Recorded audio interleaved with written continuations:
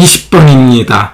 상가, 오피스텔, 아파트의 경제 상황별 수익률이 다음과 같이 추정될 때 이에 관한 설명으로 틀린 것은 아파트의 변이계수는 5분의 3이다.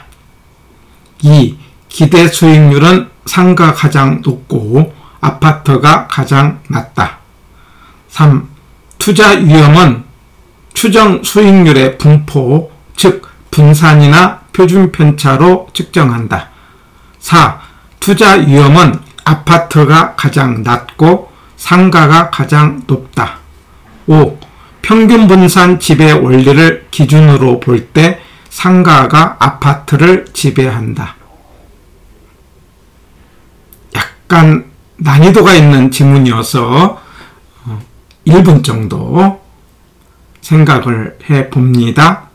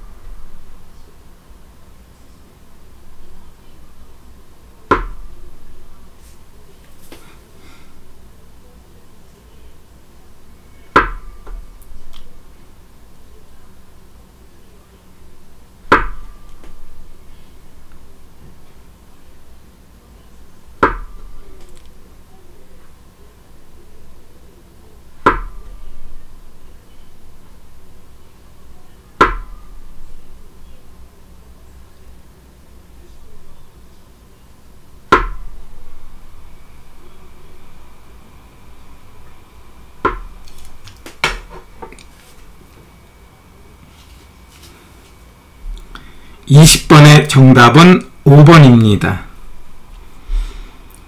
내용을 알면은 그렇게 어려운 문제는 아닌데 우리 이런 패턴의 문제를 우리 수험자들은 많이 접해보지를 않아서 조금 어렵게 느끼는 문제라고 봅니다. 자, 여기서 이렇게 확률이 주어졌을 때 평균과 표준 편차는 어떻게 구하느냐?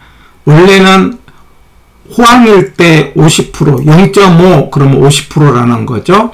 불황일 때 0.5 그럼 50%라는 거예요.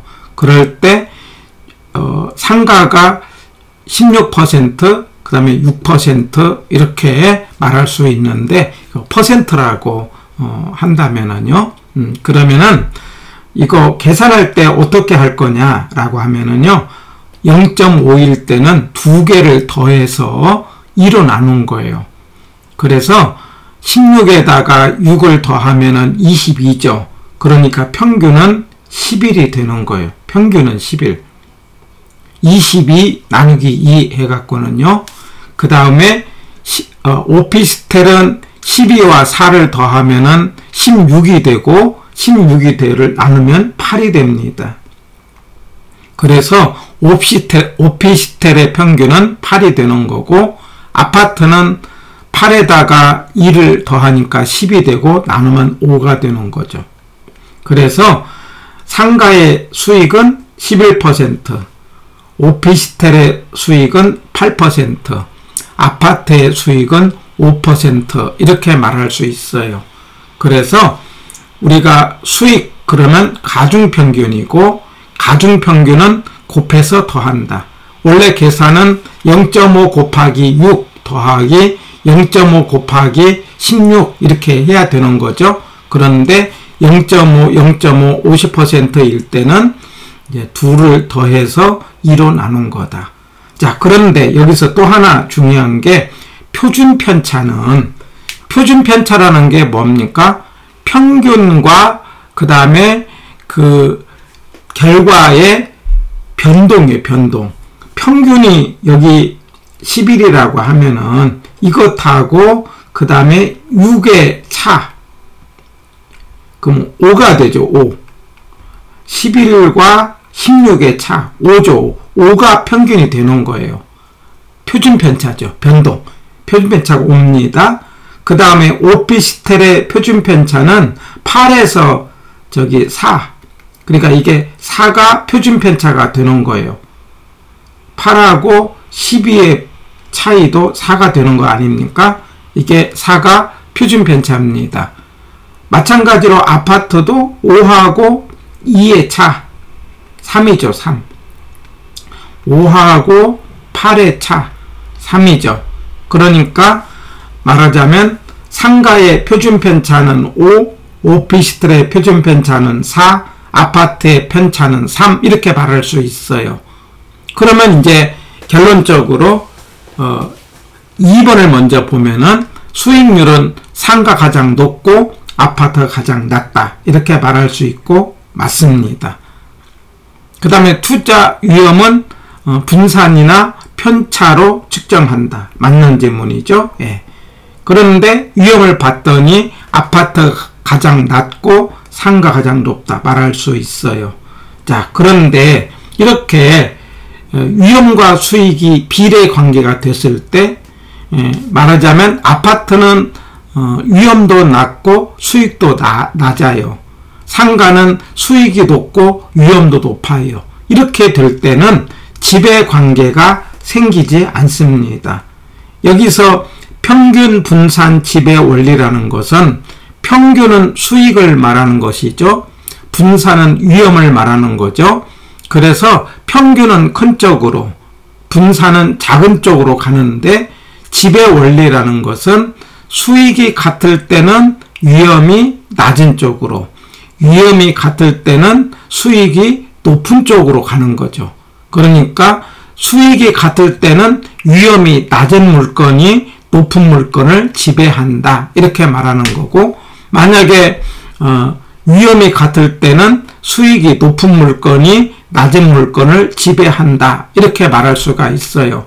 그런데 여기처럼 수익도 높고 위험도 높고 이러면은 지배 관계가 안 생기죠. 말하자면 수익을 놓고 보면은 상가가 가장 좋죠.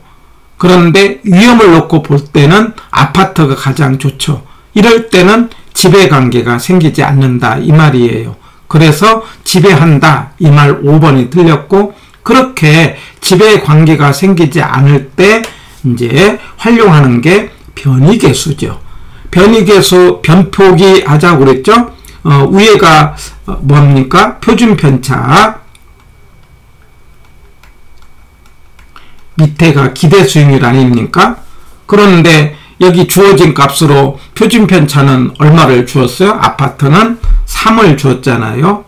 기대 수익률은 5니까 결과적으로 5분의 3이다 해갖고 1번도 맞는 지문이어서 우리 20번의 정답은 5번인데, 여기서 제가 20번 문제를 이번 34회 때 선별한 의도는 이 평균을 구하는 거, 곱해서 더한다는 평균 계산 문제, 그리고 이 평균이 50%일 때는 그 차에 해당되는 것이 변동이 표준 편차라는 것을 소개하고 싶어서 20번을 구했습니다. 특히 평균 구할 때 곱해서 더한다는 계산 문제, 한번 간단한 것들은 내 것으로 만들어 보시기 바랍니다.